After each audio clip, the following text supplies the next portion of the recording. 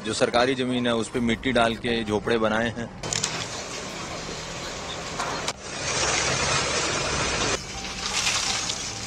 का यहाँ सियासत नगर बंगाल वास था, वो यहाँ पे ज्यादातर बांग्लादेशी आकर रहते। হ্যাঁ, শুরু হয়ে গেছে অবৈধ বাংলাদেশি ইমিগ্রেন্টসদের ভারত থেকে তাড়ানোর কাজ।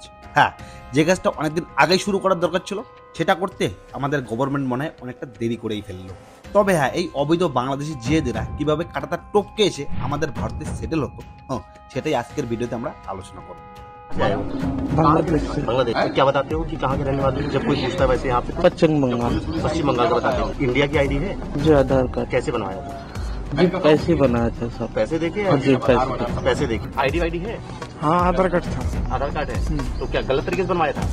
नहीं अभी वो दुकान के पास गए थे तो हाँ वैसे बनाते थे। अच्छा कैसे आए थे यहाँ? पैसे दिए तो बॉर्डर क्रॉस करके। अच्छा, पैसे दिए थे बॉर्डर। ভারতীয় অফিসিয়াল ডাটা অনুযায়ী মোটামুটি 2 কোটির মতো বাংলাদেশি ইলিগাল ইমিগ্রেন্টস এই মুহূর্তে ভারতে জায়গা করে আছে, যারা কিনা দেশের সিকিউরিটির সাথে সাথে জনসংখ্যা বৃদ্ধি এবং দেশের ইকোনমিকে নিচের দিকে নিয়ে যাচ্ছে। কিন্তু তারপরও আমাদের ভারতীয় সরকার, এমনকি আমাদের রাজ্য সরকারও এত বড় একটা প্রবলেমকে ইগনোর করে আসছে। আর এই জন্যই আজকে ভারত আর বাংলাদেশের বর্ডার ভারত তথা আমাদের ওয়েস্ট বেঙ্গলের জন্য একটা খুবই ডেঞ্জারাস জায়গায় পরিণত হয়েছে। ওকে, আমরা যদি ওয়েস্ট বেঙ্গলের সেন্সাস চার্ট দেখি তো দেখতে পারবো যে কিভাবে প্রতিটা ডিস্ট্রিক্টের জনসংখ্যা বছরের পর বছর বেড়েই যাচ্ছে। তো এখানে মেন কোশ্চেন হলো যে বাংলাদেশিরা ইলিগালি কিভাবে এত ইজিলি বাংলাদেশ থেকে ভারতে প্রবেশ করতে পারছে।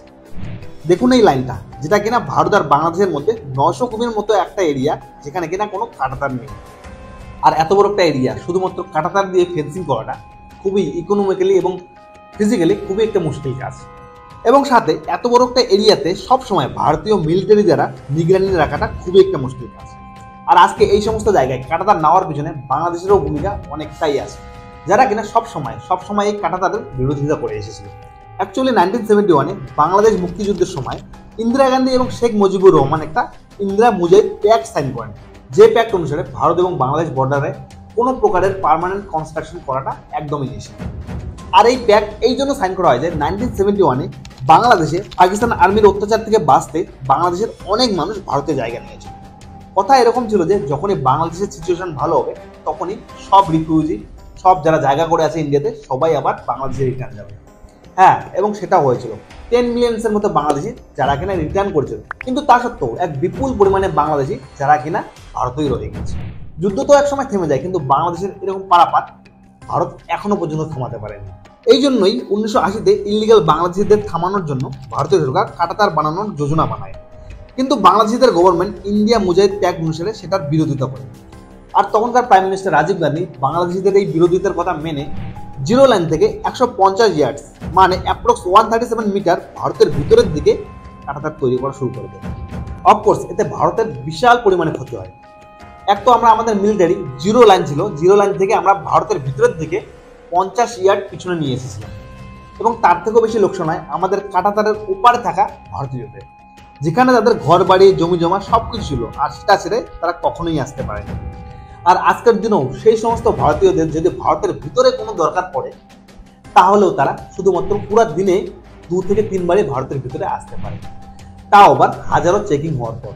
এছাড়াও যদি টেকনিক্যালি দেখা যায়, সেই সমস্ত ভারতীয় ভারতের ভিতরে না হওয়ার জন্য তাদের অনেক প্রবলেমের ফেস করতে হয়। অনেক সময় তো এরকম হয়েছে, অনেক চোর ডাকাত তাদের বাড়ি লুটপাট করে সেই সমস্ত চোর ডাকাত আবার বাংলাদেশেই ফিরে যায়।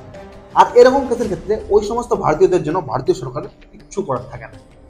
আর আমাদের ইন্ডিয়ান বর্ডার সিকিউরিটি ফোর্স আর বিএসএফও সেই সমস্ত ইলিগাল বাংলাদেশিদের থামাতে পারতো না, কারণ ওই সময় যে কাঁটাতারটা ছিল সেটা ছিল খুবই কম দূরে। আর সঙ্গে আমাদের বর্ডারের জিওগ্রাফি এবং ডেমোগ্রাফিটা এতটাই বাজে ছিল, যেখানে কিনা সবসময় আমাদের বর্ডার সিকিউরিটি ফোর্স পৌঁছাতেই পারত।